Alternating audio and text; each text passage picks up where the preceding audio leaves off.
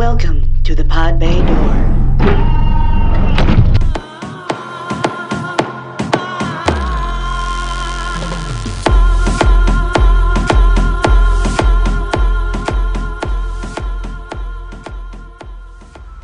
Hello out there in the verse. This is the Pod Bay Door. Please join us every Tuesday for informed discussions on new and upcoming movies, games, and tech. And if you love Las Vegas, stay tuned because as Vegas insiders, we can give you a unique perspective on its history, provide insider information, and reveal the unknown secrets of our town, Vegas. So sit back, relax, and enjoy the ride. We're glad you're with us. And hey, if you get the chance, subscribe to us and give us a review on your favorite podcast platform. Also check in with us on our YouTube channel at the Pod Bay Door Podcast. What is a podcast? It seems to run on some form of electricity. I've still got the greatest enthusiasm and confidence in the mission. Why is the rum gone? Welcome, everybody. This is Jamey. I'm on location today with my co-host, John Thorpe. We're in Henderson studio here in a sister city to Las Vegas. John, how are you today? I'm doing fine. How about you? Good, thanks. Thanks for being on the show. John is a friend and a former colleague, and John helps me remember all those fun Vegas stories. He and I worked together for, how long? How long would we work together? 3-4 years, 4 years, like that. 4 years, yeah. Too long. Yeah. But hospitality industry veterans, that's what we are. But coming up on this episode, we're going to be discussing the language of Las Vegas. John, his current job now is in the linguistics field, and we're going to talk about some of the terms that you've heard in Las Vegas that are still in use. Some, are from yesteryear, but also the truths of Vegas, the good, the bad, and the ugly of it all. We're going to try to regale you with some stories of our time as Las Vegas concierge. And of course, Topless Report, Nerd Alert, Gear Grinders, and Area 52. Adam and Sam are they're on a break today. I think they're enjoying a nice weekend here in sunny Las Vegas, so we will see them next week. Keep those comments and show suggestions coming in. We love them all. I want to make note that we have new listeners from the Cayman Islands. Wow. Yeah. And we have all over the United States and Great Britain. We have a lot of listeners there, so hello to everybody. But Cayman Islands, John. Wow. Yeah, I don't know if there's much to do there except... listen to podcasts. That's right, and drink rum and listen at the Pod Bay Door. And enjoy the beach. There you go. We have a couple comments for you today. Flavia Hermit commented, "You guys are now part of my work week." Well, we love that. We're part of a lot of people's drive times. It's great. So 30 in, 30 out, and there's the Pod Bay Door. She says, "What's the deal with Kathy Griffin? Will she ever be back at the Mirage?" Kathy Griffin was part of a group of comedians that were at the Mirage, and Ron White and a whole bunch of others. I'm not remembering it now, but Kathy Griffin, of course, was delicately removed from the list because of her recent beheading of Donald Trump. Yeah. What do you think of that? It's if it's part of the act, she can do what she wants. I don't think, again, it's metaphorical. Right. I don't think it was a real threat towards him. No, gosh, no. Yeah, maybe she could have done something differently, but I don't think it's enough to. I don't think so either. I think she regrets doing it. And strangely enough, they attacked the photographer as well, which being a professional photographer now, I kind of took offense at that. I was like, well, he was paid to take a shot. It certainly wasn't an illegal photograph. Yeah. Secret Service, comments aside, but I don't know. I think she'll be back. I think she was in the news cycle maybe a week. She'll be back. That should be fine. Joe Dirt's Kid. Did you see the movie Joe Dirt? I did not. That was David Spade, wasn't it? It was. Did you see Joe Dirt too? that years later. Now, Joe Dirt's Kid commented, "I do like the show, but you guys spend too much time on the fence. Say it like it is." I've actually been accused of this. Really? Yes. Quite opinionated. By those close. I am opinionated, and I'll give you an example of how much so. But yes, even those close to me say that I've stayed very, very carefully on the fence on this show. I don't know. Do you agree? No, and also I find that phrase, tell it like it is. Yeah. I mean, there are people who like Donald Trump because, quote unquote, he told it like it is. It's, well, no, he doesn't. He tells it the way you would like it to be. He almost never backs anything up with any evidence. Right. So it is that everybody has their own perspective. Right. And Exactly. it's, you can tell it the way you see it. Yeah. Now, if there isn't any evidence for it, I think you really should, change your opinion on things based on the evidence. But to say how it really is, I don't think any, it's we all. My any negative comments about my positioning on subjects has basically been about marijuana, and I've had panelists and co-hosts, and they're primarily proponents of it. I am not. I am currently, John, I was interviewed by another gentleman I've mentioned before, Chris, with Faces and Aces podcast. He was very kind to call me and involve me in a discussion regarding marijuana. I was on the, I guess, the opposing side, meaning that I was not in favor of it. I am not in favor of it. My point was that the legalities are not relevant. It's legal. It'll never be federally legal, in my opinion, but it's legal, state for state. And I just feel that it's going to be a part of weakening our society even further. But Faces and Aces podcast, go check that out. It's a long interview with me. I sort of yap on about marijuana and the evils of it. But that I've been accused of staying on the fence, so I'm going to try to be more opinionated. Yeah, well, to me, if somebody's on the fences, you can't determine one way or another how they feel on the subject. You often see that, in a political debate because they don't want to alienate a group of, a block of voters. Right. So I better not say this or better not say that. So they're always on the fence. Yeah. But I never, I thought that you were very clear on the issues, and you have gear grinders, and that's very, very. No, I do. Much. So Joe Dirt's kid, I will absolutely try. I appreciate all the comments, good, bad, and different. So I really do appreciate that. John, I have something to share with you. John is. I'm going to fix this mic here. John is a long time. What are we going to call it? Vegan? What are you? Well, I'm not even a vegetarian. I'm sometimes referred to as lacto-vegetarian. Lacto-vegetarian? Yeah, because I eat eggs. Okay. And I live in Japan for a long time, so I have fish. So I'm really not even a vegetarian. I just don't eat red meat or pork. Okay. And I haven't for like 35 years. Okay. 35 years. Yeah, it's been like 35, even more than that. John is 122 now. Just about. Yeah. But John, I have a wonderful announcement. I guess I am trying that. I'm trying to be plant-based across the board. No dairy, no eggs, no milk. No meat. And of any kind, and just be plant-based, mainly for my stomach. But I love documentaries. I'm rarely influenced by them. I enjoy them, but I don't run out and get the latest tech, and I don't I don't change my way of living. I watched 2 documentaries that I won't say it changed my life, but one was What's with Wheat. That's the title, What's with Wheat, both of which stream on Netflix, so please check those out if you get a chance. And it talks about the fallacies of gluten. No one is allergic to it except a very 0.5% of the global community.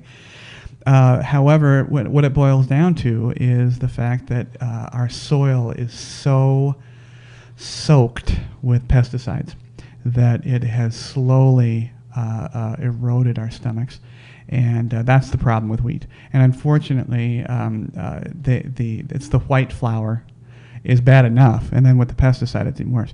So that's one. What's with wheat? And then the other one is called What the Health? What the Health? And that one, it talks about basically the meats industry, and as it's opposed to the plant-based diets. And they as with most documentaries, it was a little bent to one side, but I have to say both were very fair, and both made absolute sense. And when it comes right down to it, individuals with bad stomachs like myself, I am in it 4 days and feel different and better. No. I hope this continues. Plus, after researching the comments in those particular shows, they mete it out to be true, so to speak. People always say that you have to have meat for protein. Well, that's absolutely not true. No. It's absolutely not true. Not true. I knew this, but I didn't realize to what extent. In fact, with the exception of vitamin D, which you get it by going, out to, get in your car in the sun, and B12 and some of the B complexes, but mainly B12. If you pop a B12 and go out in the sun every once in a while and have a plant-based diet, you should be fine. Yeah. And but what the health? You should watch it, John. All right. Yeah, it's an hour and a half of. For a person who's already plant-based or lacto-vegetarian, it strengthens, your lifestyle. Yeah, well, I also mix in, the paleo diet, which is a lot of meat, but they don't eat grains, and right. I avoid grains. I eat them on maybe a Saturday once a week. Right. I'll allow myself that, but during the week I don't eat bread. Okay. And that's something else that I realize that I do. Now, paleo is just shades of Atkins, right? Yeah, in the sense that it's now they don't go with anything that has been really grown through agriculture, like right. the grains, or anything processed like right. that. And Atkins was the original, I think, low carb diet. Right. So, and everybody's just like telling it like it is. Yes, exactly. Everyone has a different perspective. In your body chemistry is going to be different. Mm-hmm. There are people, I lived in Asia all those years, and I say that the Japanese and other Asians, that they're far more carb tolerant yes. than we are. I mean, I looked at things and said, Jesus, if I eat that much rice or any other types of carbs, I'll get fat. Well, right, and Not just me. Asian diets are heavily fish influenced. Yes, and when they do eat meat, it's usually bits and pieces. Yes. So they'll have noodles and there'll be little bits and pieces. They don't have a big, huge 8-ounce, 12-ounce steak. Oh no, Yeah. and that's one of the comments they made in the show is that they said that they call it the Western diet. Yeah. And that we flipped it. We have a giant piece of meat and 2 carrots, two little tiny carrots, and they said that at minimum, if you just flip that, you'll be better. Yeah. Now I happen to have gone. I'm kind of an all or nothing kind of guy, so I'm going to go into it wholeheartedly. And John is all kidding aside, he's 10 years my senior, and in great health as far as I know. Yeah. And thin and well and works out heavily. Yeah. For he gets his walker out there and loads it up with the Get plates. it out there, and that's right. Well, I thought you'd be thrilled to hear that. That's great. Glad to hear it. Yeah, so we'll keep you informed on that. But John, we have a topless report. Oh, okay. And I looked for some stuff that you would enjoy. All right. John and I both have been exposed, literally, to young ladies and gentlemen, but mainly young ladies, thank God, walking through the hotel and various modes of undress, doing whatever, but mainly either coming or going to the pools or their rooms. We've seen them in bathrobes. We've seen them in nothing. There are now room fees and fines being discussed that will be levied onto your room for breaking the decency rules of the hotel. Yes. So don't move anything in the minibar because the lasers will go off, and keep your clothes on. What do you think, John? Well, I think that's problematic. Yeah. This is Las Vegas. Yeah, I think that's an inappropriate level of policing by the hotel, and I think it's just another way to just suck a couple more dollars out of you. Yeah, and how are they going to prove that? And I don't like to. I mean, part of the reason if people come to Las Vegas and then they write on wherever social media, Yelp, whatever, that they didn't like it, is because they have in their mind an expectation of old Las Vegas. Right. And now they're coming here and it is being ruined. I think the hotels are doing that. And we talked about it before. Mm-hmm. They're charging you for parking. Why? Yeah. Come on. We got the desert. We have all kinds of places we got a lot of room. Yeah. And, the MGM, They're not adding any more rooms to the current hotel. Right. So what is it? They don't have any more space in the park. They got to charge money. It's just another money grab. You know? Well, and the problem is, especially as it regards its perception to locals. Yeah. It's an insult. Yeah. It is no more than trying to suck more dollars out of our wallets. Yeah. And again, I'm not privy to the numbers yet, and I don't know if we ever will be. But right now, all it has done is insulted people. I have not heard of any reports regarding an influx of cash. Yeah. Did it work for them? Is it what they wanted? I don't know. But yeah, I mean, in last podcast, John, we talked about the new red light, green light free drink thing. Oh, that's ridiculous. Yeah. And I mean, come on. I mean, I know for a fact that the liquor and wine distributors in town often give deep discounts to the casinos because they know they're going to get the stock. Yeah. And come on, samples are just fine, and that's all they're giving away are samples. A bottle of water actually seemingly is the most expensive because it's the bottle and the water. Yeah. So I don't know. Yeah. I went to a concert at T-Mobile for the first time. Mm-hmm. And it was the 4th of July, over the 4th of July weekend. Mm-hmm. So I noticed, oh, geez, it's going to be crazy down there. Right. And I got an email from T-Mobile early. It goes, hey, you can buy parking only $10 for what length of time? for the concert. Oh, for the concert. Yeah. Okay. Yeah. So I thought, oh, really? Well, fuck you. I'm going to go park at the Indeed. Tropicana. Tropicana still doesn't charge. Right. And my intention was I'll go there and I'll use a valet. Because if I'm Right. going to give $10, I'm going to give it to the valet people so they can split that up, make another 50 cents, whatever, amongst them, instead of just giving it to the hotel to make them richer. Right. I ended up, couldn't get close to the valet, so I parked in the parking lot. But yeah, it's about a 15-minute walk. Mm-hmm. But I'd rather be in motion walking. Sure. The weather's nice, especially when the concert lets out, and no traffic. The Trop. right on you the pop freeway. right out on Yep. Trop. Yeah. Yeah, right through, and you pop right out on. Well, see, now on Sunset Boulevard. Tropicana is an example of what Vegas used to be. Yeah. They're struggling, and they have been struggling for probably the last 10 years, back and forth with owners.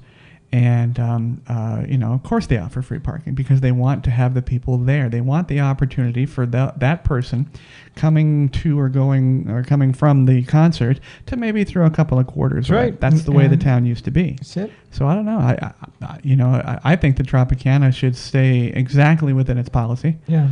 And get all that rollover. Yeah. I don't know if did you spend any money? I mean, Right. That was my intention. It didn't work out that way, but next time. But I heard that Robert Irvine, from Food Network, the chef, the chef, he just opened a restaurant He did, and there's a giant poster of him facing north, okay. Las Vegas Boulevard. Yeah, I caught that. Yeah. So, but yeah, that was my intention. And the Trop, they used to have the Folies Bergère. Mm-hmm. We worked there, and it was just kind of sad that every place I turn, it's another Cirque du Soleil show. And no offense to them, it's great and everything, but can we have a little variety? Can we have people come here? They kind of want to see the showgirl reviews. Right. That's just that's in the popular imagination. Right. So if you come here and you can't see that, that's disappointing. I know. Well, we'll see. We'll keep an eye on that one. Now, here's another one. In 2009, there was an attempt by one of the strip club owners, Right. Exotic dance clubs, to have a mobile unit, meaning that in an effort to advertise, because the strip clubs are off the strip, significantly so, and they wanted to drive business towards there. So we have unfortunately we have those large billboard cars that are always driving with advertisements. Yeah. And some are fun to look at, some not so much. But the strip clubs tried this in 2009, and the Clark County, which is the county that we're in here in Las Vegas, said, "Oh, no, we're not going to allow that," because they weren't naked, but they were they were basically driving a stage around and they were dancing, and they said. Initially, it was a safety issue because they were worried about them.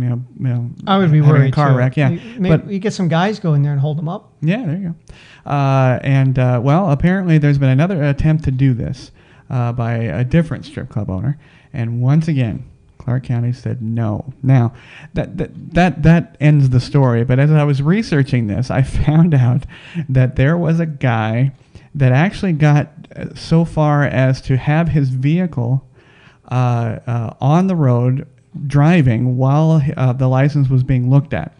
And it was a one stripper pole situation in the open.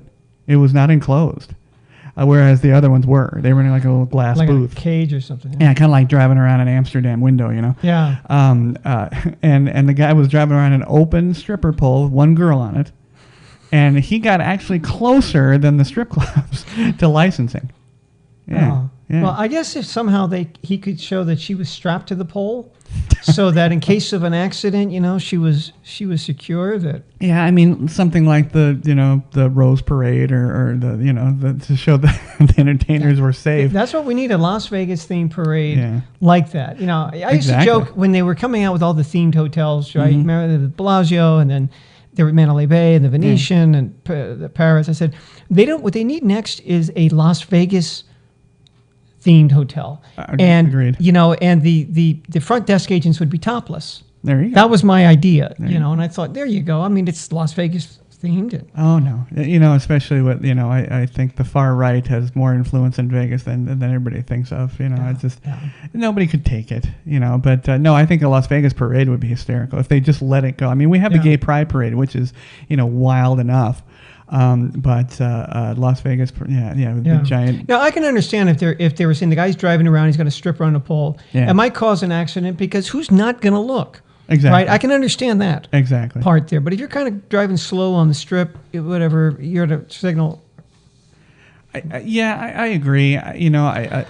I would default towards a safety issue. Yeah. But unfortunately, I think a lot of their decision making was more of a moral issue. They don't want naked girls driving down the strip, which is kind of backwards because we have scantily clad billboards or the billboards aren't, but the women on them are.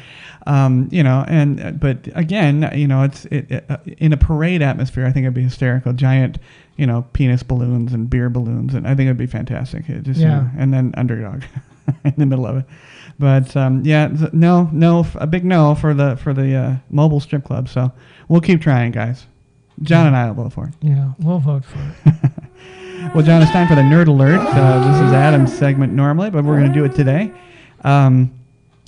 We are doing a relatively popular podcast. Great. Lots of subscribers, lots of listeners, and it brought up, I wanted to look into some things because I had overheard someone talking about an app or apps that overclock podcasts. Now, for those of you that love to build computers or know a lot about computers, overclocking just means that you're speeding it up so it can do more work. Well, there is an app that will overclock what we're doing right now to they'll increase it like a 1.8 speed, where it doesn't warp the voices, but you can turn a 50 to 60 minute podcast into about 32 minutes. Interesting. Yeah. Now, you listen to this podcast? Yes. Do you listen to others? I listen to Jimmy Dore. Okay. I do listen to some Okay. others, so. Now, John is a very busy person with his employment, and as am I, and I just don't know that I need to listen to him that fast, and nor do I listen to that many where I need to jam these into my brain faster. Well, it's interesting because looking at it from my point of view, linguistically, particularly with men that are starting around age 35, our ability to parse language, meaning we hear the sounds of language, and in our heads, we decode it and we derive meaning from it. Right. Our ability to parse the language begins to decrease. Okay. And with women, it doesn't really start until about 50. But what's interesting is that when men and women hit about 60, they're on about an equal level there. So sometimes when women complain, he just doesn't listen to me. Well, he may not be processing it. So, language has evolved where, if you watch a movie, it may imitate in a lot of ways natural speech. It sounds like somebody would say that. It doesn't sound like somebody would read it. Right. But it's still not authentic. Because authentic speech, if you were to listen to this and go back and make a transcript of this podcast or anything, where it's natural speech. You're going to have a lot of what we call disfluencies, things like and repetitions. I'm guilty of that. Yeah. We all do that. We all do that because we are thinking and producing speech in real time. Yes. But there's also, on the other side, our interlocutor, the person who's listening to us. Mm-hmm. These false starts, these disfluencies, the repetitions, they allow that person time to process what you just said. Right. And since we do listen for meaning, a lot of things, even grammatically, people are going to say, well, that's not, they made a grammatical mistake. Well, yeah, because we have a spoken grammar. It's different than a written grammar, yes, which is more permanent.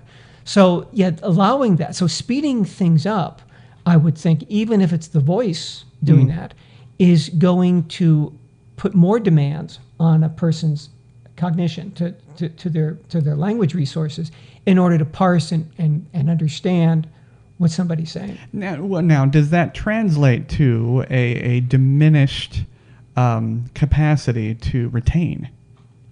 Yeah, I think it would, because again, with repetition, we know it's really interesting that they've done some studies recently which show things, for example, that people will retain more from a lecture where they take the notes by hand rather than typing them on a laptop. Okay. Somehow the connection between the hand physically writing the words down rather than punching keys, even if you're a touch typist like I am, right, helps the retention of the material. I would agree. And they found that people reading a physical paper-bound book, retention is better than on an e-book. Right.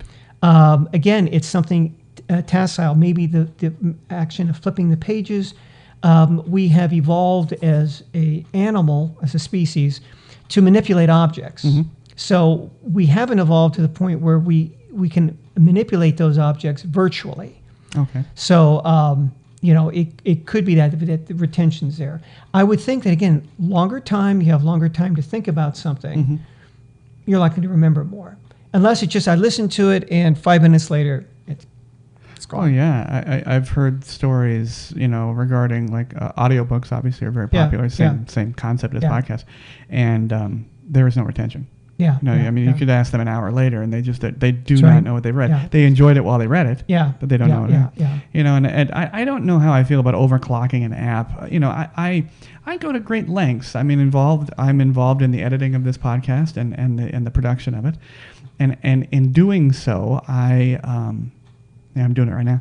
I want to improve. I see need for and want to improve the oration. And I've gotten better, as far as that is concerned. But people are going to speed it up. At what point do I no longer make the effort? Yeah. I could just read what's on this page right here, and that's it. I don't know. And 1.8, I've listened to it specifically at 1.8. There really is no difference. But still, I don't know. It also, in reading, we found this as well, that there are books, mostly I have to deal with written things, written works, both fiction and nonfiction for kids. Right. National Geographic, which is they make a great magazine, documentaries, and they write a series of books for kids, which are really bad, I think, because they try to boil a subject down to a bunch of bullet points. And they give you a lot of information with no elaboration. Okay. And so, for example, they'll talk about gorillas. There are 900 varieties of species of gorillas in the world. Most of them live in Malaysia, but some live in Africa. Gorillas eat bananas. Except for the ones here. And it's just like every sentence has new information. Right. And you need to have some elaboration on that, so it allows you to process it. So, if you just read things off bullet list one by one, no one's going to remember anything. It's like that kid when he gives his book report and he said, it's really, really, really, really, really good. Yeah. I went to school with that kid, trust me. Yeah. Well, now, John, just so people know your background, John not only worked with me as a concierge at the Venetian Hotel, but now he's, what would you call your industry? What is your industry? Educational publishing. Educational publishing. Yeah. Originally, I was educational publisher. I now work for a nonprofit educational research agency. Okay. But what I do is help develop with states. I work with states Mm-hmm. to develop their standardized assessments for English language arts. Okay. When I first got in, I thought, wow, this is great. Every kid in America is going to hate me because I make those tests they all hate, Yeah. to fill in the. But what I found out is that as much as the kids don't like us, teachers hate us more. Yeah. Yeah. So. Well, they're bitter because of their pay, I think. Well, yeah, and also it's politicized. It's No, become that's true. politicized. However, lately, what's been nice, I've been able to work with diagnostic sort of assessments. Okay. So these are working with teachers, Okay. so to better guide their instruction. Now, is it Instead- helpful to have that level of input, the teacher? Oh, it always is. I mean, very is, often okay. when I read teachers' blogs and they say, who wrote this test? They were an asshole, they're a moron, whatever. Mm-hmm. I thought, well, we don't write anything that's never reviewed. Right. If we write, if I write a test question today, it might appear live where the student is actually assessed on it 2 years from now. Oh, God. When it goes through the Okay. various committees, it goes through the state, it goes through teacher committees.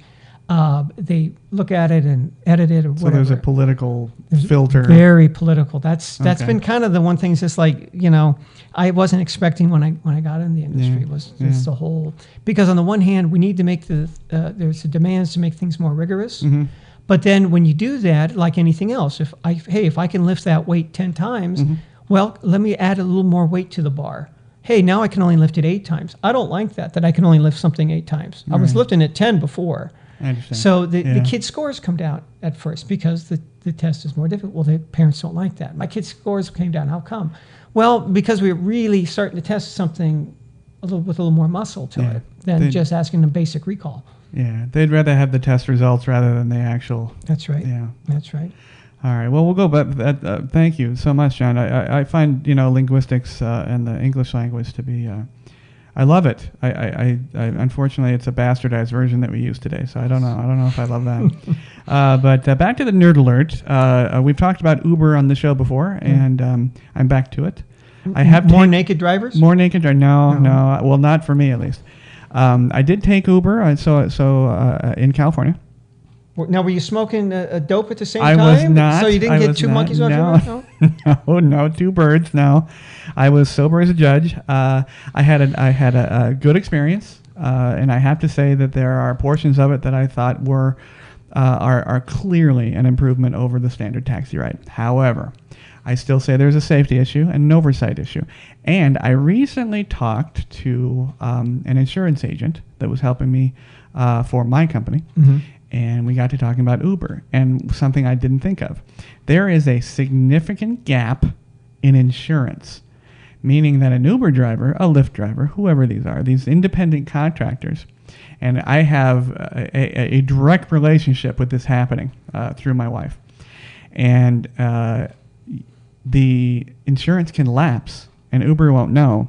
And if you were to be in an accident with that driver, your spouse, your significant other, your family cannot go after anybody. Most importantly, Uber. And they call it an insurance gap. And I think that's the most damning evidence for it right now. Yeah. I didn't even think about that. I had not heard of that. But this insurance agent, she's very knowledgeable and excellent at her job. And she brought that up. And I thought, wow, that's huge. That's huge. However, I have to say I did have a good experience. On the other side of it, of course, you've heard Uber got hacked, and actually, this is not the first time. Do you have Uber? Have you Ubered? I have an account just as an emergency. Mm-hmm. Usually, when I have to travel, I call local taxi company, usually Deluxe, Okay. Yeah. and arrange. And they're almost particularly if it's a really early morning Mm-hmm. flight, I have to. They're always fine. But in case something happened, I have a backup with Uber. So I have the app, I have an account, but I've never used it, or not yet. Okay. I can't say I'm going to be jumping in all the time, and I don't drink, so I don't need it for that, and I don't have all these wild parties that people do. But that insurance thing that's an insurmountable obstacle in my opinion. But I don't know. And I didn't realize that these independent contractors can be Uber and Lyft, and they can be all of them at one time. Oh, is that right? I didn't know that either. Yeah, because I saw the stickers in this guy's car, and I asked him, and he said, yeah, they don't mind. And apparently right now, but it's going to change in 3 weeks. I don't know what that meant, but he said Uber pays better than Lyft. But in 3 weeks, Uber's changing their structure, and then Lyft is going to pay better. So they're going to drive for Lyft more. I see. So I don't know. But I think it's an example of tech that is both the overclocking of podcast and Uber is untested. I don't know. I think we're Uber is such a giant company now, but I think it's there's some holes. Yeah. Scary holes. Yeah. I spent so many years away that people would sometimes ask, oh, what is it that you missed when you come back to the U.S. that you really appreciated when you were gone? And I know the answer that I gave them isn't what they wanted to hear. Was that I really was appreciative of regulations. Okay. On everything like that, because very often you go places just like, holy shit, I just tripped over a construction rebar sticking out of the street. You can't have this, so you got to bend it over. That's law. You got to sue the right. The other said, well, hey, stairs have to meet a requirement. Stairs and how wide they are and the steepness of it. Right. There are building codes. Right. They don't have them in other places. We go there and it's like, wait a minute, I missed the step because you program your head and your body that you know how deep the stairs are, right. and they will change sometimes from building to building. Okay. Or like, there was a department store I used to go to in Japan that had escalators on the way up, but none on the way down. You had to take stairs, which, and then they would stock up they would have extra boxes and stuff. They just put it in the stairwell. Well, that was a real fire hazard. Yeah. I saw it. You can't do that. Now, John's traveled extensively. Yeah. And recently, extensively to Philippines. Yeah. And I'm sure that's the same. I mean, the regulations are lax. Yeah.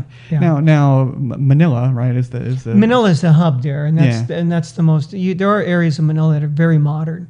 More of a metropolis. It is. Okay. Yeah. All right. Yeah. But I mean, I'm sorry. Go ahead. No, Metro Manila. You hear a lot of people from the Philippines. I'm from Manila.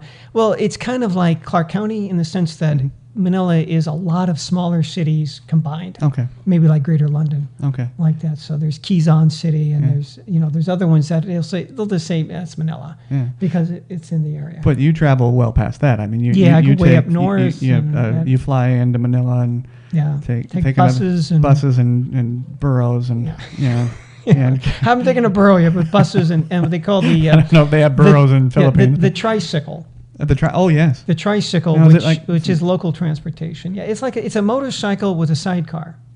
Okay. And I need a picture of you on that. Yeah. Next time, please. Yeah, and it's so it's a motorcycle basically with a sidecar. Though. A jeepney is something else. Jeepney is something else. Yeah. But the jeepney is also kind of, it's a bus that's privately owned, and the guy goes on a route, and I want to go to this place. Well, he'll drop you off there, right? And then he waits until it's full, and then which usually doesn't take too long, and then they take off. Okay. And people jump on and jump off. And right. So again, that's a little more free spirit. Then I don't think that they're regulated like that, but they do advertise, their route, or people know that. So it's a good way of transportation. Well, I want to see you in the sidecar with the goggles and the leather skull cap, and like the Indiana Jones. Yep. I need to see that. So take a picture. It's interesting also is that I'm thankful that I'm not really big. I'm only 5'7". Okay. If I were 6'2" or something like that, right. I weighed 180, 190, I would have a really difficult time getting in and out of that sidecar. But again, most the Asians they tend not to be as big. How much is a ride? How much is it? Oh, that's the other nice thing. Even a taxi cab in Manila, which is it's a taxi cab. It's like a taxi cab here. It's air conditioned and everything. What would cost me, going from my house here in Henderson to the airport is about 15 minutes, and it runs around $40 on the regular taxi. In Manila, it would be about $4 at most, probably. Okay. Transportation in the Philippines is very cheap, but usually the standard fare on the tricycle to go, a couple miles is about 30 pesos, which would be, it's 65, 70 cents. Wow. Yeah. Or a chicken. I could give him a chicken. Chicken would be worth more, I think. John is definitely going to be back on many more times. We'll talk about his travels for sure. But in keeping with John's background as a linguist, We are going to talk about next the language of Las Vegas. I found interesting site. It was more of a glossary of terms, some of which are old. My father would know them. Others are still used today. Yeah. But John has these in front of him, or he knows them. Number one, bad beat. Bad beat. Bad beat. Tough loss, it means. It means a bad beat. It's a poker term. Yeah. Most people know that by now with all these weenie poker players that they're famous. It's when you have a hand and you know you got the guy beat and he's got one card better than you, one hand better, you're all in. You lost all your money. It's a bad beat, but I think it's a great term for today. It's especially even without being cards, it could be a bad beat. Everybody's had a bad beat for sure. Yeah, for sure. Now. In your discussions and research of language, do you have, when you were talking about the political filter, do you have the most difficulty with colloquialisms?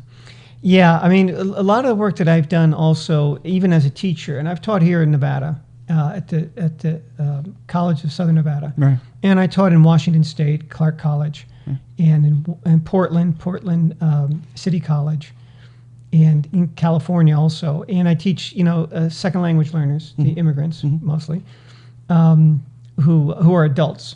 And one of the standards always is that they understand figurative language or colloquials. It's like, well, which expression should we use? Because language always evolves.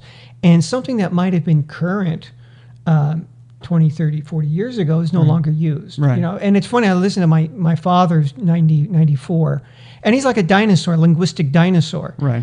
Because he'll still say things like, there were some foxy chicks. I thought, you're the last person alive who says that, in real time, because no one has said that since the 70s. Right. So languages, but a lot of these terms, come out of gambling, they come out of the underground. Sure. And then they rise up. But yes, colloquial language is often the most difficult because, again, it has a specialized meaning. Sure. And if you don't know what that specialized meaning is, then you're lost because you can't just piece together the meaning of the words individually and derive it. And it was oftentimes race specific. Yes. Yeah. Number two, a buck. And I use this today. If I say $1.50, I mean $150. Yeah. A buck means $100. Yeah. It's absolutely used today, or at least I do. I don't know. I'm getting older. But $1.50, $2, it's at that. Now, when I use it outside of when I go visit, family or friends, I will say that, and oftentimes I get a little strange, an eyebrow, like, what do you mean by that? Do you mean $1? Buck, or bill. buck. Now, number three is an interesting one. I knew of it because of my father. Chalk eater. I hadn't heard that. Chalk eater is referred to a favorite better. No. Well, one derivation of it comes from when betting and numbers runners used a chalkboard, and you ate that particular better because he bet so much, ate through the chalk. Yeah. There are other methods, but or descriptions, but I believe that's the one that sounds most appropriate to me. But it means a favorite better of the house, chalk eater. Number four, a flea. Now, I knew that. Well, and the opposite of flea is a George. Yeah. Now, flea is the worst kind of comp hunter. It's a terrible gambler. They throw down $2, lose the $2, and ask for a steak dinner. Yeah, yep. And it still happens today. Yeah. And they still call them fleas. I think it's becoming less and less. Fewer and fewer people use that term. Now, a George is a good guy. I mean, he knows how to gamble. He knows how to tip. He knows what taking care of people means. So, flea and George. And I totally want to use those nowadays for everybody. Now, a vig. Do you know what vig is? Yes, that's what you have to pay. It's the juice. It's the bookie's commission. It's any commission actually, but there's vigs on many of the gambling tables. The full word is vigorish, but it's the commission. It's the percentage taken by the house. Yeah. And the mob. And the mob, that's right. They use that. They don't want the vig to grow on you. That's right. Now, I love this one. I had never heard this one before. A Marian Sam. I hadn't heard that either until I read know. that. It means a minister at a chapel. Marian Sam. Now, I looked it up, and honestly, I could not find enough information that I felt comfortable, saying this is where it came from. Yeah, because I haven't heard that. But Mary and Sam met the minister, and it was most used back in the Sinatra days. Yeah, they talked about that. Well, we have a tradition here in Las Vegas. I mean, my sister, one of the times she got married, I lost track of how many times. But she got married in Reno. We were living in California. And she got married in Reno, and I'm going to go up there for the wedding. I'm 18 or 19. Sure. And we go to the hotel, and a guy comes pick us up in a limousine, take us to the chapel. Okay. All right, great. This is part of the service. He takes us in. He gets out of the car, comes in. Do you need a ring? He had a whole display. No, we got the ring. Okay, good. Then he goes in and he snaps on the collar. He was also the minister. Okay. So, yeah, I mean, was he legitimate? I guess he was. I mean, the marriage was legitimate. So you find that here. You find the people who they get it. Oh, yeah. We have drive-through marry, drive-through divorce. That's right. Yeah. If you don't make it, you can make it halfway down the strip and say, no, I don't think so. We used to have there's places that would have the costume weddings. Remember, they were like the aliens. Sure. You get married on a spaceship. Still do that. Oh, yeah. Yeah, but no one ever asked me for that. The only thing I ever got was an Elvis. Yeah. I got, what did I get? Elvis a lot. Yeah, I got Elvis. And they have packages. They have Elvis packages. Yeah. I got medieval times. They wanted to dress up as the King Arthur knight styles and do that. And zombie. At the very end of my tenure at the Venetian, when everybody left me, you left me. Yeah, I did. I'm going to say it every time. I escaped, and You did. I think you were last out, and then me. Yeah, I went over the barbed wire. But the last days, I did one that was a zombie wedding. More popular nowadays because of Walking Dead and whatnot. Yeah. But no, generally no. Weddings, The oddest request I ever got was a guy who showed up to the desk, absolutely plastered. Yeah. And he goes, "I'm staying here tomorrow." I thought, good for you. I'm you getting tomorrow. married. Yeah, I'll see you tomorrow. He says, "I want tonight." He says, "I want to experience the best and the worst." Because what's the grungiest place you can get me into? I want a shithole. Okay. I want to stay there tonight, and I'm going to stay here tomorrow. All right. Well, I knew a guy who worked at the Del Mar. Oh my! You know the one. Yes, I remember the Del Mar. Yeah. They found somebody dead once. It was stuffed in the air vent. And as they started to smell, it's just like the Del Mar advertised mirrors on the ceiling and hourly rates. Yeah. So if they're full now, just wait a while. A room will open up any minute now. That's right. Highly recommended by owner. Hardly recommended by the owner. Yeah. So I called him. I said, "Good. I'm sending you down to the Del Mar. I'll see you tomorrow." Maybe. Possibly. That's funny. Unless you end up stuffed in an air vent. Well, number 7 on the list is a mush. A mush is a better who is bad luck. On the other side of it, on the administrative side, would be the cooler. Yeah. And our co-host normally, Adam was kind of a cooler. They sent him in to knock out lucky betters. Yeah. But a mush.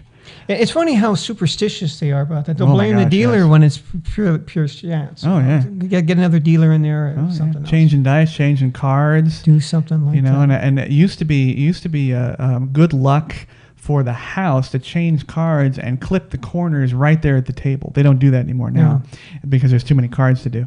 But yeah, they used to, and all it was just to get the cycle out. Yeah. There was a bad run of cards for the house. The dealer, people don't believe this when they see the movie William H. Macy. It was a movie called The Cooler with Alec Baldwin, great performances.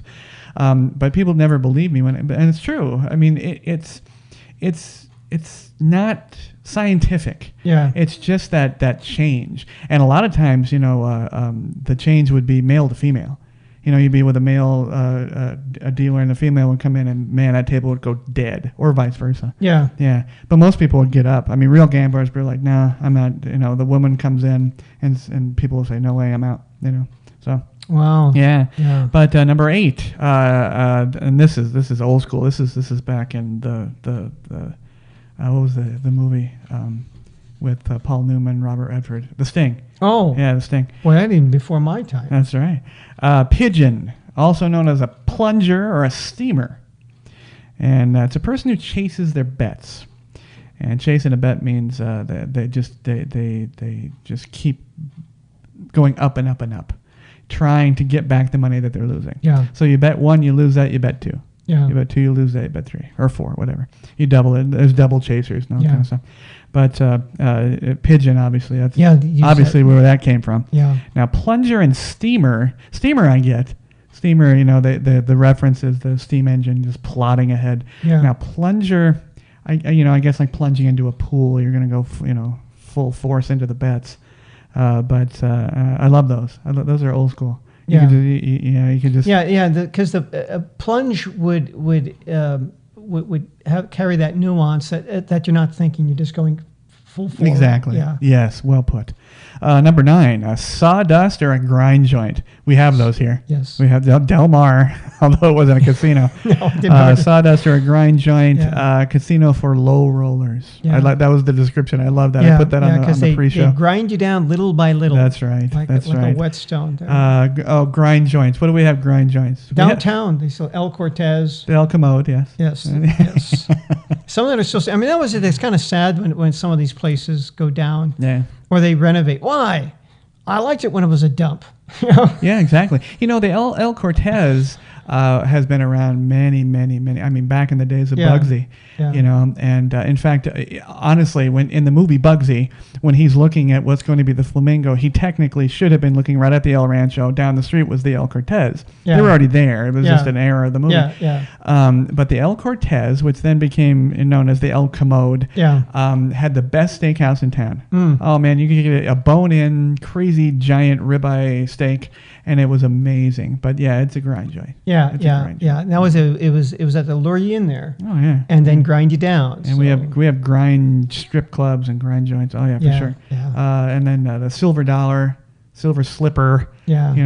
Some of them are. That was a Bob Stupak place. It was. Yeah. I mean, that's where it gets really comical. Yes. Where I think he had the Golden Slipper, and the Silver Slipper was a rival casino, and then he bought the Silver Slipper, closed it down, and renamed the Golden Slipper the Silver Slipper. Okay. It was something like, wait a minute, wasn't that the Golden Slipper? Yeah, what happened to the Silver Slipper? They closed the Silver, but now this one's the Silver Slipper. Well, number 10, last on the list, is the pencil. And I knew this one because I have a lot of friends in the gaming industry, and the pencil is a person of authority, generally speaking.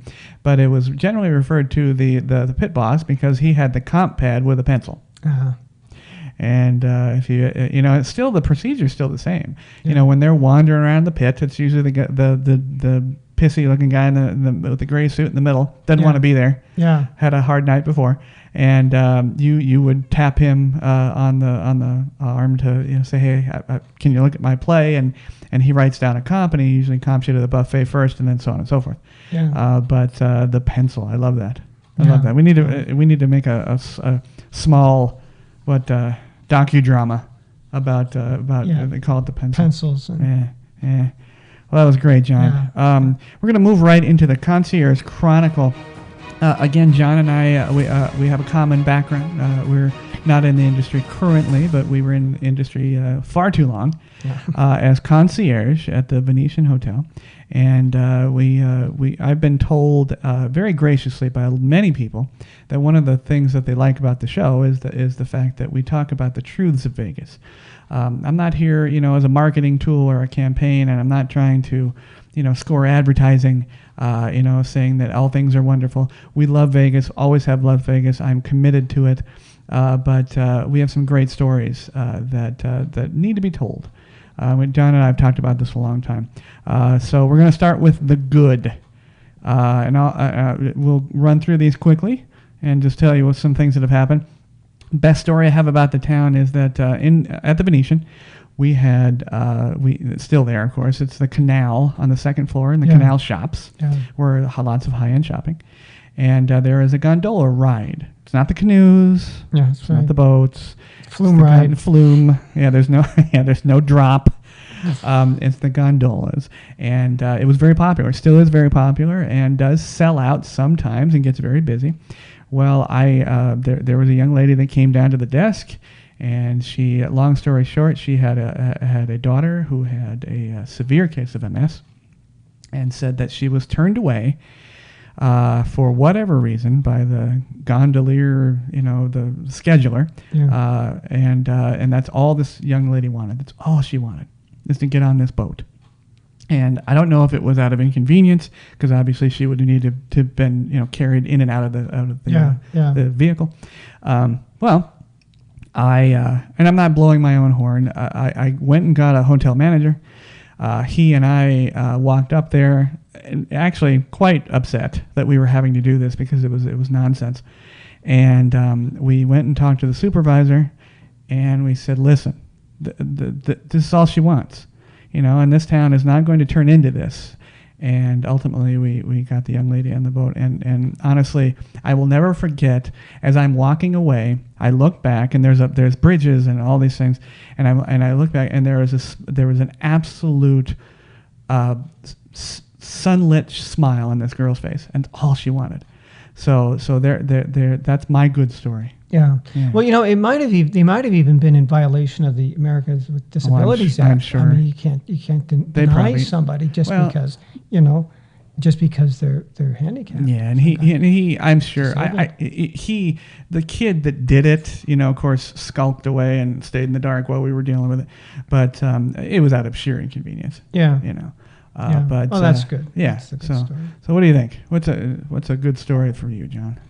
Well, I remember we had people came to us. They were a nice young couple, and they told me flat out, "We're not staying in the hotel." And I thought, well, that's okay. I mean, I'm not gonna. What you're not? I'm not here just for the people who are actually booked a room. Right.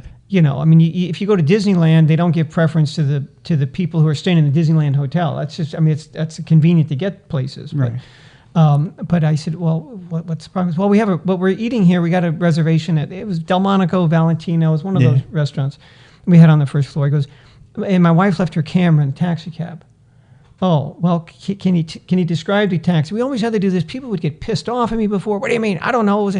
Okay, it's not my fault, because I'm trying to gather information so I know who to call, possibly. Sure. Yeah. So I could run out and ask the valet, and they said, well, I said, okay, was it a sedan or was it like an SUV? Can we get it that way? And right. Kind of, okay. So, all right. How long ago was it? Well, we just realized 10 minutes. Okay, go down and have your dinner. Okay. And come back when you're done in the desk, and I'll see if I have any information for you. Sure. So anyhow, I called the dispatch, and it was almost impossible to get through with them sometimes. Mm-hmm. And I just said, I had a guess. They came in here, and I don't remember they knew it was a sedan, but it wasn't an SUV. They don't know the color. They left their camera in the back seat. Right. I mean, if it's their phone, you can call the phone. I've done that too. I left my phone fell out, But no, this wasn't okay. Okay, we'll see what we can do. Well, I got a few minutes later, 10 minutes later, one of the valet guys comes in. He said, a cab driver just dropped off a camera.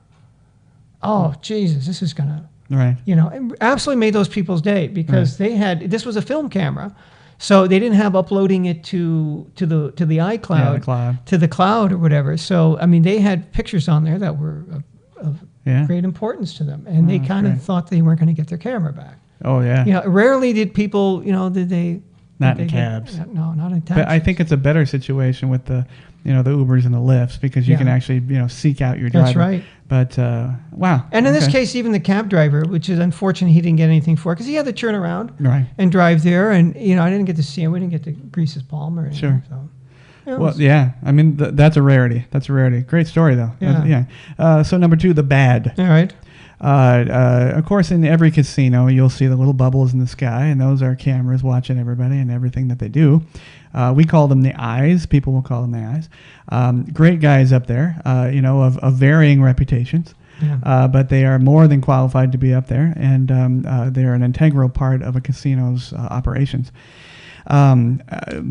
One of the best things I've ever seen as far as the bad parts of Las Vegas, and the funniest, is I was able to see a recording of slip and fall artists. One example was there was a guy at the from the canal shops, which is on the second floor essentially, to the escalators to the first floor where the gambling is. He took probably 3 minutes to position himself and then threw himself down those escalators. Oh. And hurt himself. I mean, he was going to take the hit and sue the casino. With of course, I can't understand anyone not knowing that he's on camera at all times. Not even just in Las Vegas, everywhere in the world. And it was like a 1, 2, 3, 1, 2, and he launched himself down, bounced his way down. He was clearly hurt because this is probably a 50-foot, escalator. Oh, and sure enough, they told that he went through the whole process of suing, and of course he was then charged with fraud and so on and so forth. But far too prevalent a problem here in Las Vegas. Yeah. Because we have all these novelty things. We have canals and we have boats and bridges and escalators, and people it's a constant thing. So it was something amazing to see. So what have you seen, John? Well, this is more comical. It had a guy come to the desk. It was a kid. I call him a kid. He was probably 18, 19. Well, that's a kid. Yeah. And he says, he goes, I'm staying here. Yeah. He goes, and the Coke machine on my floor ate my 50 cents. I said, well, what floor are you staying on? And he said, 2. I said, we don't have any rooms on the second floor. Well, maybe it's a higher one then. Okay, I said, the other thing is we don't have any Coke machines on any of the floors. Right. Oh, okay, thanks. And he walked away. And I thought, gee, I said, he waited in line to try to scam me for 50 cents? And then I was talking to one of the front desk people. We were on lunch break together. We were talking. And he goes, I had a guy come tried to scam me for 50 cents from the Coke machine. I said, he waited in line to go up there. I said, he came over to me too. I guess he was going to keep trying. Well. And every cent counts, I guess. But you're talking about the escalator, and we did have a story that had happened when we had first opened, and it was kind of funny. I guess it was funny to me. Maybe not to the person who was on the escalator. Right. But our manager came. He goes, "I need you to go on a field trip." Good. Yeah. Anything to get away from that hotel, I'm for. Where do you need me to go? Right. I need you to go to CBS Pharmacy. There's one over. Yeah, I know where it is. I get in the car and go, good. What do I need to get? A neck brace. What do you know? He goes, he goes, and she didn't want to kind of tell me the story because she knew how sarcastic I was. Well, we had a guest who was rather large, and anyhow, she was on the escalator and it stopped suddenly and she jarred her neck. So we got an ice pack, but we looked around and realized that they don't have a neck brace. All right, I'll go get one. Okay. She broke the escalator. A fat lady broke the escalator. I'm laughing like hell, right? Oh, Jesus. No, she didn't. And okay, so I go to CVS Pharmacy. I buy the neck brace. I come back, and I'm there, and there's the woman there, and she's very pleasant. Mm-hmm. And he looked at her. Yeah, she was big, and she probably went a deuce, but probably not so large that she would have broken the escalator. Right. It could have been anybody that was on there. And I know the hotel was really worried that, she was going to sue them or something like that. But we got the ice pack and the neck brace, and they gave her an upgraded room, But yeah, I remember. I think that was kind of funny. Sometimes the stories were true. They did hurt themselves. I spent many a time, trying to repair a bad situation. So when there were all kinds of rules. Remember, somebody said they had a blister on their foot because of the walking that they had to do. We couldn't give them a Band-Aid. Yeah. Because it happened, I think, at the MGM where somebody gave them a Band-Aid, and it was one of those Curad, I think they're the brand, and they put something on it, like antibiotic cream or something, and the person was allergic to it. They broke out in hives, so they were so afraid that I said, okay, well, what if it's not the Curad? What if it just no, it can't. I had to call the security guy who comes up with his kit and his blue plastic gloves to look at the woman's blister on her foot and give her. He goes, no, I just wanted to. And I said, this is the procedure. Yeah. See, the concierge is not glamorous. Yeah. It's not glamorous at all, or most of the time. Yeah. And few and far between as far as the good things we did. But, the ugly of it all. Now I put this and I'm just having fun with it. But I can tell everyone listening and everybody going to listen that because of our capacity as concierge, we were given access to pretty much every place in the hotel and casino. With the exception of the cages. And so we were able to see the humanity located everywhere in every corner. And I can attest that I have seen someone throw up in every part of the casino. No. Didn't somebody once yak on the dice table on the Yacked crap on the table? dice table. Yeah. They. I mean, I have dealer friends. They've thrown up. Trying not to throw up on the table, they threw up under the table, which of course is not blocked. The dealer standing there, he threw up on his shoes. Oh gosh. I've seen the people.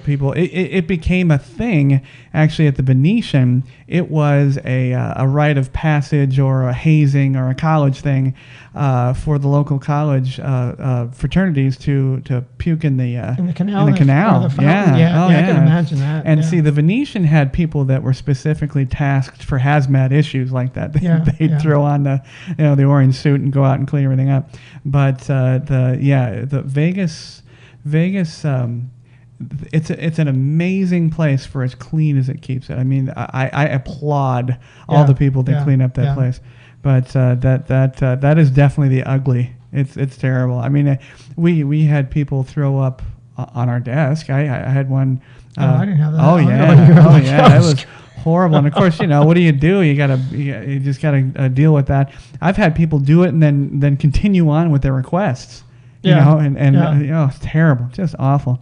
But we'll move on past that. I had one though, and I felt bad about it afterwards because you know how we were at the desk. We were always we were a tight group, and we never we wouldn't blindside any of our colleagues. Right. But there was a woman came. It was a Sunday, so it's busy with people checking out. Right. Right, and it was big. And she came up by the desk, and right in front of it on the marble floor, she changed the baby's diaper. Now there's a bathroom within eyesight of that had the feet. She changes the baby's diaper, and I looked there, and there's this diaper just loaded with baby shit. And I realized, I said, you know what? I said, I just have it in my mind. I know what she's going to do. She's going to take that shitty diaper after she changes it, and she's going to give it to me to throw out. So, I'm not having it. I go in the back. Yeah. But I didn't think, I was, I had a kid, so I knew what it was like. Sure. My colleague at the desk, and I don't remember who it was, didn't. Oh, no. And I came back, a minute later thinking, okay, this is good. I think I've been gone. I go back out there. Oh, Jesus, I forgot about. And he goes, oh, you won't believe what happens. I can imagine that lady asked you to throw out that shit. Oh, I had to touch it. That's right. Again, the glamour of it all. Well, somebody had to be at the desk. Well, I titled the last one, John, Sex, Drugs, and Rock and Roll. And, we have all of them in Las Vegas in one form or another. The one example of sex is we have the high roller Ferris wheel, much like the Eye in London. I've been on both, and I was near the Eye in London, and I've been on the high roller. And there was a game for a long time, like the Mile High Club, that you were supposed to come to Vegas, and when you did, you went to the high roller and you had some fun. Now the high roller is complete windows. Yeah, it's all windows. And it's generally manned with a person, bartender of sorts that you can get a drink on there. Yeah. So it's a little difficult now, but it is not legal. They have actually had people detained for doing that. So that's sex. Drugs, my favorite of all time. I had a guy come to the desk late at night, and I pawned him off on the hotel manager, of course, because that's what we did. But and it was nothing I could do. The guy said that he was threatening to sue the casino, wanted reparations because he lost his cocaine into the canal. Whatever baggie he brought, he accidentally dumped it in the canal. And wanted reparations. Why don't they just let him go in and get it? Soaked. Apparently the way he described it is that it was like he opened the bag to do it, and the powder and the cocaine. So yes, and of course, we all, in a very diplomatic way, say no chance in hell there, buddy. And my favorite rock and roll story, one of the favorites. We had the Venetian. We've talked about street entertainers, and we've talked about everybody in front of the hotels. Well, the hotels, went through a great pains to make sure they didn't come on the property anymore. We had one guy that was doing Bad Company. Yeah. And he was asked to leave because I was there while security was dealing with him, and they said that we're asking you to, and he was not on the property. But they was asked to leave because he was not a good musician. He said, "You're really bad. You need to move on." And it was hysterical. Now, I don't know if security was supposed to say that, but that's what they said. They're like, "Listen, dude, you suck. You need to move on. Take the suck with you and go down to a Harrah's or something." And it was hysterical. Those are my favorite. Yeah. And that's the typical lunacy you see here in Las Vegas when you work your day in and day out. And those are the stories that make it great, I think. Yeah. Don't you think? Yeah. I was there one time. I remember it was a Friday, and I'm at the desk, and this. Of course, I'd spent all those years. I've been gone a long time, so I really wasn't up on celebrities. For example, I may have heard the name. Right. I certainly didn't know what they looked like. Even ones that I did know, if I hadn't seen them in a long time, because they didn't have internet and things like that. Or obviously no social media or anything. So anyhow.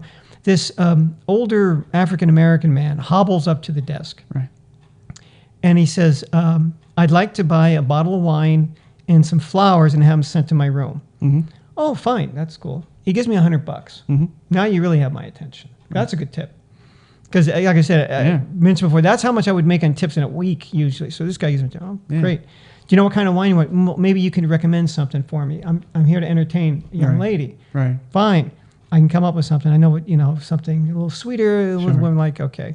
Get the flowers, no problem. I says, in your room number? And he tells me. Uh-huh. And I look it up, and it says there, I said, Mr. King? It said Hal King. I remember that, Hal King. Mm-hmm. He said, yes. And I said, okay, great. And let me call. So I call him on the phone with the florist. I'm waiting for him. So I said, what brings you to, what do you do, Mr. King? He said, well, I'm in the entertainment business. I said, oh, that's good. I'm looking them over, and I thought, I'm kind of old. I really can't play some. So I said, well, what do you do? He goes, well, I like to think I can play the guitar. Good for you, like weddings or something. Yeah. So anyhow, like I said, Hal King doesn't ring a bell. Right. Hal King, no. So anyhow, I said, do you want me to use the credit card on the room? And yeah, that's fine. Yeah. So I get all that, and I said, okay. I said, so just so we got it here, and the name on the card is the same. It's Hal King. Right. He said, no, my name's not Hal. I said, but King's right. So I look up there, and sure enough, we had two guests, last name King. Right. Common enough name. Right. Right. I said, oh, geez, the front desk agent must have confused you with the other person named King who's coming in, whose name is Hal King. Sure. So we'll have to get this straightened away. So I walk over to the front desk with Mr. King. Right. And I explained it to the front desk agent. I said, you checked them in wrong. It's not Hal King. Goes, oh, what's your name, sir? He said, my name is Riley King, Riley B. Most people know me as BB King. And she didn't know who he was, but I sure as hell did. Sure. And I used to listen to his show. When I lived in Japan, I had access to, I listened to radio. Right. We had Far East Network, which was the U.S. military network, and he had the BB King Blues Hour. Right. And I would listen to it, and I told him, I said, geez, I didn't recognize you. Sorry about that. I would have known right away you weren't Hal King. That's right. And I shook his hand, and it's the largest hand I'd ever shaken in my life. This guy had gigantic fingers. Really? So I'm sure that really aided his guitar playing. Absolutely. But a delightful guy. Fantastic. Well, we were exposed to things like that all the time. Like I said, there's good and bad and ugly and everything, but Vegas has a very unique perspective on that particular colloquialism. One thing I do hate, and this is our gear grinders for the week, is people trashing Vegas just to do it for an article's sake. Now, I understand not liking Vegas, and that's fine. Don't come. But don't write an article that has a pretty major exposure and trash Vegas for, not that Vegas needs to worry. And one of the things to be respected about Vegas is the fact that she's lasting. She's going to be here way beyond you and me, and she adapts. She's a fickle bitch. She's a fickle bitch, and she's gonna be around a lot longer. Hopefully, we'll get through all this, the hipster foodie shit, and get back to old school class. But there was an article by Julie Bindell of The Guardian. I don't really take The Guardian, but I know of it, and she really does. She takes every effort to trash Las Vegas. Now, I do love Vegas, but like I said in the beginning, John and I both know that Vegas has its seedier side. That's partly what gives her character. And I think there's a camp to her that is fun and can be fun for all. But again, I don't like people that do that. I find it, if they have a vehicle through which to trash Las Vegas, I think it's unfair. I think you can find just as many articles that will write good things about Vegas. Yes, we're an excessive city. Or a city of excess, I guess is more appropriate. And Las Vegas is a place to spend money and be wild and just have that type of fun. Well, so, that's not a negative thing. It's an escapist dream is the way I describe it. It's just like going to a Stallone film. It's not, you're not going to see a majority of them. You're not going to see Oscar nominations. Right. You're going there because you want some big Hollywood fun, and that's what Vegas is. Yeah. And or the Fast and the Furious. So you exactly. for muscle and tits and ass. Yeah. You want to look.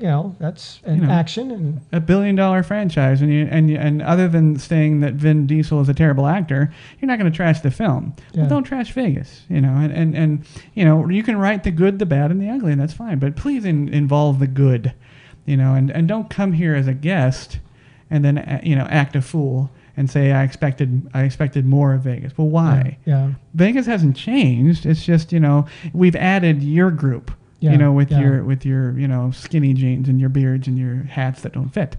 Go home. Go back to Seattle and listen to Pearl Jam. But we love Vegas, and we want everybody to know what's up. What's the real Vegas, and that's why we're here. Part of what's the real Vegas is Area 52. I think it's been real popular, and I'm thrilled. We've talked about good and bad luck. John and I have dealt with many guests that have good and bad luck emblems and tomes and all different types of things that they claim will make their gaming experience better. Maybe it does, maybe it doesn't. But the number 4, I learned, along with the color red sometimes, is a very bad luck in Chinese culture. Yeah. Is it bad luck in Japan? Yeah, it is. It's because the number. It's interesting. Japan and China, Japanese and Chinese, they share kanji. Now, yes. The Japanese, since World War II, have simplified some of the. But when I went to China, mainland China, and I have I can read kanji well enough. Right. It was great when I could go to a restaurant. The menu's all in Chinese, but I could pick out enough kanji because kanji, unlike English, using the Roman alphabet, which is purely phonetic, has a meaning attached to it. So I could look at it and say, well, I know that this is a fish. I may not know exactly what kind of fish, but I know that it's fish. Right. And I know that this is a vegetable. Right. So I could tell because the kanji is the same. The signs north, east, southwest are the same. Yeah. The kanji, they may pronounce it differently. The kanji for China is the same that they use in Japan. It's pronounced differently. Mm-hmm. So yeah, the number 4, even in Japanese, because of the word, it's shi, ichi ni san shi. And that's also from the Chinese reading of that. Mm-hmm. Shi is also the verb to die. Okay. Yeah. So in Japanese, what they'll do is they'll use the Japanese pronunciation as they go ichi ni san yon. Okay. Still 4. Yes. But they don't say she. Now is that the yon? Is that the 4? Is that 4 individual items? Is it the number 4? I mean, is it a count? Yeah, it's an ordinal number. 1, 2, 3, 4. Yeah. In Japanese, they have, because they don't have plurals like we do. We slap an S at the end of most nouns, right? Yes. Dog, dogs, whatever. We have 1 dog. You have 2 dogs. We have the number 2. They change the way of counting 2. Okay. So, for example, if I'm talking about 2 bottles of water, right, it's nippon, because pon is how you count cylindrical objects. If Okay. it's 2 cigarettes, Mhm. it's Nippon. Okay. 2 cigarettes, because I would sometimes get students who would in their the errors that they would make. Mm-hmm. Yeah, I smoked 2 bottles of cigarettes. It didn't mean 2 packs. They meant they smoked 2 cigarettes because they just described the shape of it and they're doing a direct translation. So so 4, if you're talking about animals, it's hiki. So it's yon hiki, 4 dogs or 4 sheep or whatever. So the animals, it's different way of counting. But they'll go, go hiki, which is 5. Go is 5. But again, when you get to 4, they use the Japanese. They substitute it because of that affiliation with the number 4. Yeah, and the same the number 9, ku, is affiliated with the verb for pain.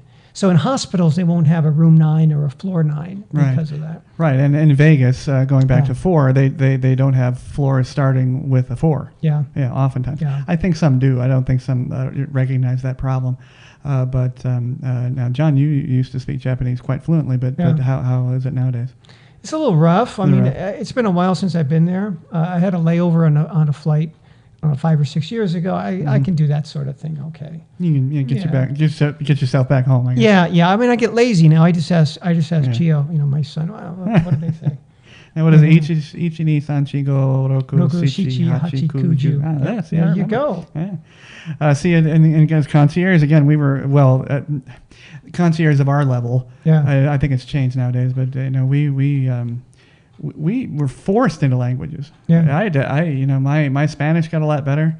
My French went from really crappy to okay. Yeah. But we turned to John for Japanese and then most Asian clients, you could roll over to Japanese, like even Chinese, Yeah, because of the occupation. If they're older people, because they will remember the Japanese occupation, World War II. Yeah. So it's funny. Usually when you go to Japan, you see old people. If you need to speak English, go to the younger person. You know that they studied it. They made their Japanese and their English isn't very good in terms of speaking. They can write things.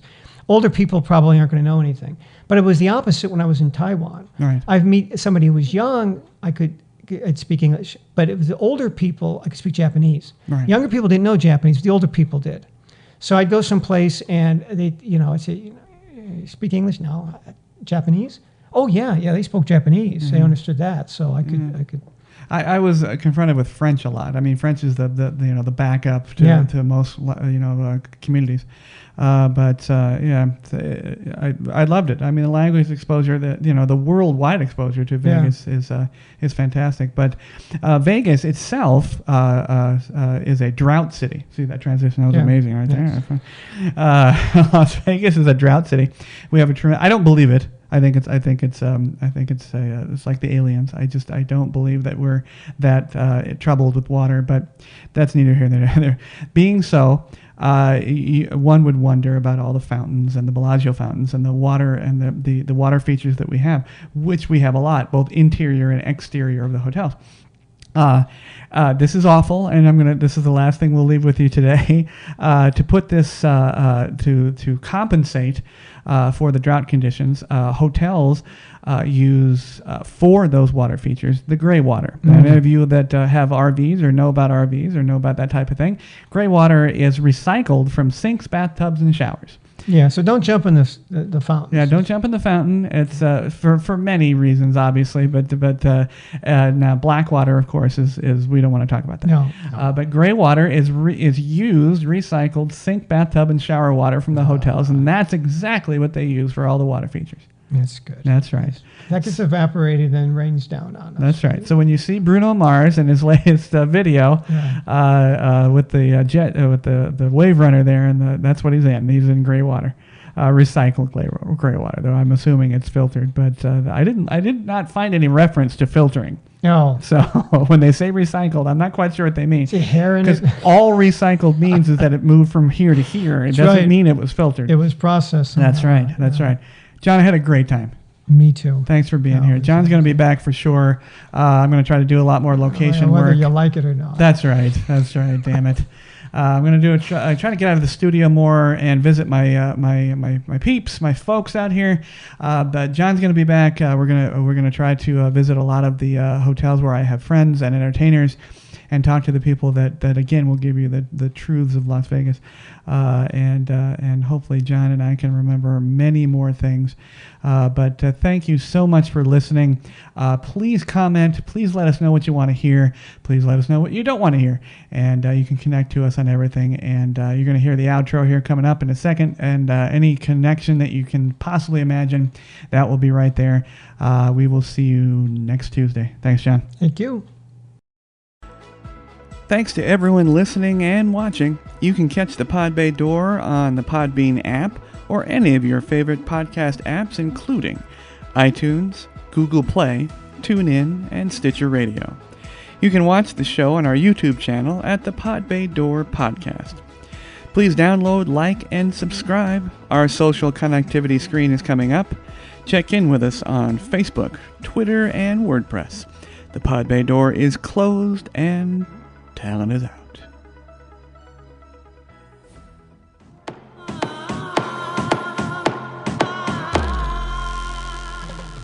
Hey everybody, thank you very much for tuning into the show. We would love to hear your show suggestions and comments. If you are watching on our YouTube channel, please click to subscribe. You can also connect with us on Facebook using @PBD Podcast, on Twitter using @TPBD Podcast, and on WordPress at thepodbaydoor.wordpress.com.